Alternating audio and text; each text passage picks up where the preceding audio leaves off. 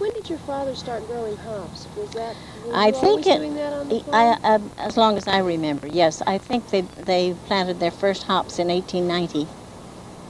And at that time, they planted low pole hops. They were poles about maybe 7 or 8 feet high, more like garden stakes.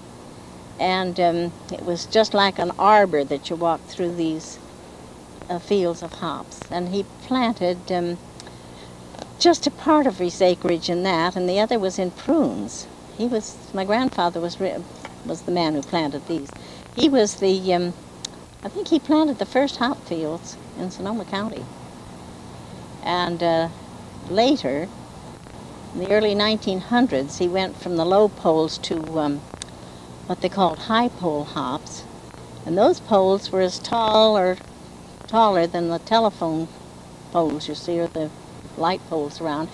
And they were square redwood poles, about this square.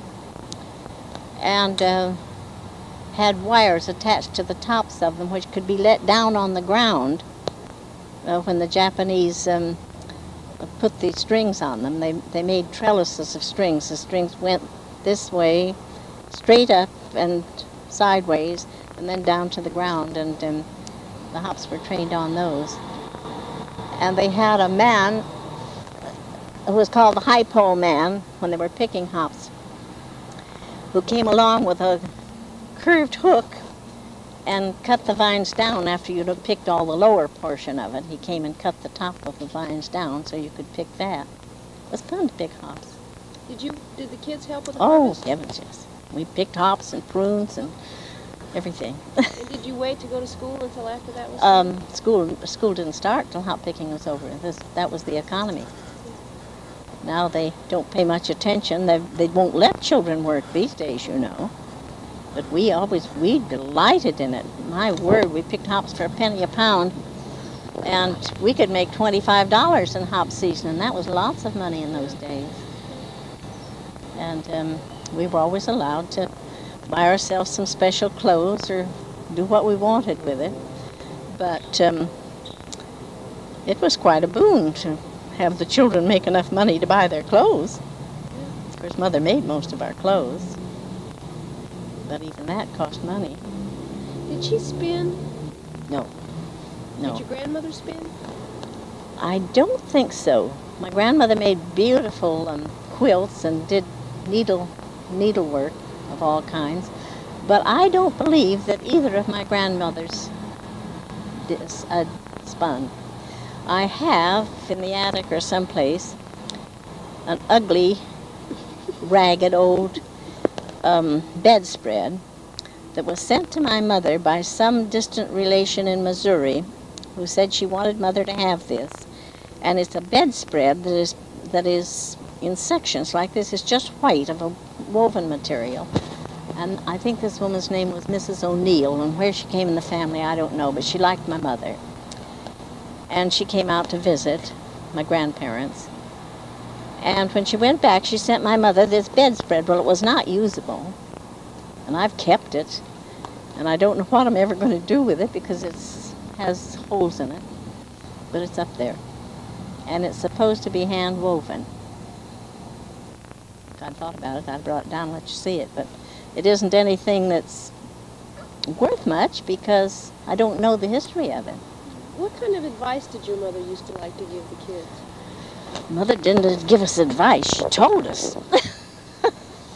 Mother was a disciplinarian, and we did everything. My sister and I would do anything to please my mother. We adored her. I remember when the San Francisco Examiner was running a Sunday section that was colored on beautiful women. And I remember one named Gabby, I guess it was, GabydesLys. Now, I think that was the name. We didn't know how to pronounce it. I think we called it Gabby Deslys or something. And she was touted as the most beautiful woman in the world. You should have heard my sister and me. She isn't nearly as pretty as Mama. And we thought our mother was perfect. Somehow she made us feel that way. And she was a great person. She was a disciplinarian. Many a time my legs have been switched. She would take a switch off the nearest tree and switch us for fighting, or one time I told an awful lie. There was a nectarine tree right by the wood pile, and the nectarines looked ripe. They were beautiful red nectarines. I think I was 6 years old. Mother sent me out to get some wood for the stove. And I climbed up on the wood pile and picked a red nectarine, and it was as green as a gourd. I could hardly bite into it. I took one bite and hid it under a stick of wood. And the next time Mother went out there to get some wood for the stove, she picked up that stick of wood. And she said, she went back in the house, came back in the house and said, "Who picked the green nectarine and took a bite out of it?" Didn't make a bit of difference. The tree was full of nectarines. And nobody had picked it. And Frances, my sister, acted so guilty that my father was going to give her a spanking. And I couldn't bear to see Frances spanked for something I did. So I began to cry. I was an awful crybaby anyway. And I said, "I did it." So I really didn't get punished that time for owning up to it. I didn't get switched.